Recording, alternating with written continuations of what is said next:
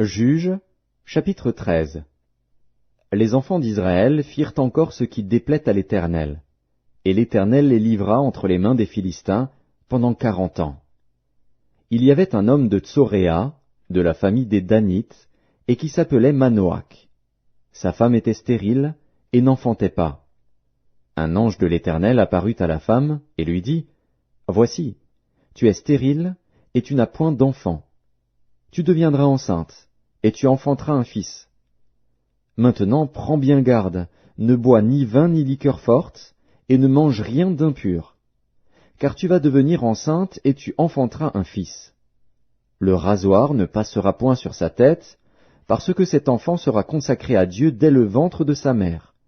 Et ce sera lui qui commencera à délivrer Israël de la main des Philistins. » La femme alla dire à son mari, « Un homme de Dieu est venu vers moi, et il avait l'aspect d'un ange de Dieu, un aspect redoutable.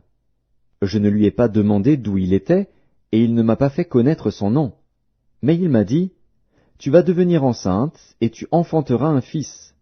Et maintenant ne bois ni vin ni liqueur forte, et ne mange rien d'impur, parce que cet enfant sera consacré à Dieu dès le ventre de sa mère jusqu'au jour de sa mort. » Manoach fit cette prière à l'Éternel, « Ah, Seigneur, que l'homme de Dieu que tu as envoyé vienne encore vers nous, et qu'il nous enseigne ce que nous devons faire pour l'enfant qui naîtra. » Dieu exauça la prière de Manoach, et l'ange de Dieu vint encore vers la femme.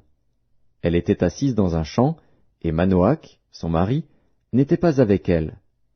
Elle courut promptement donner cette nouvelle à son mari, et lui dit, « Voici, l'homme qui était venu l'autre jour vers moi m'est apparu. » Manoach se leva, suivit sa femme, alla vers l'homme, et lui dit, « Est-ce toi qui as parlé à cette femme ?»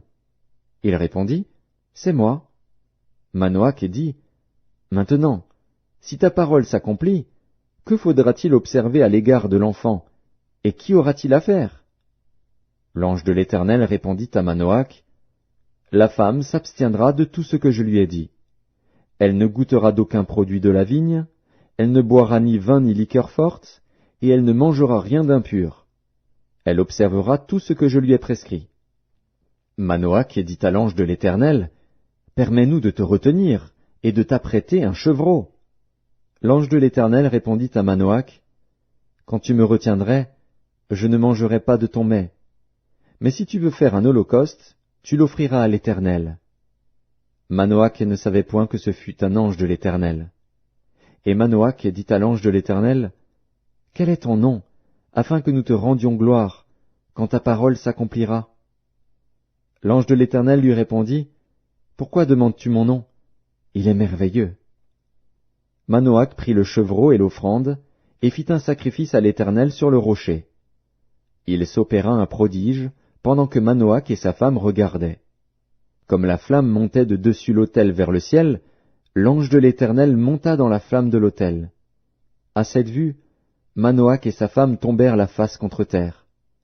L'ange de l'Éternel n'apparut plus à Manoach et à sa femme.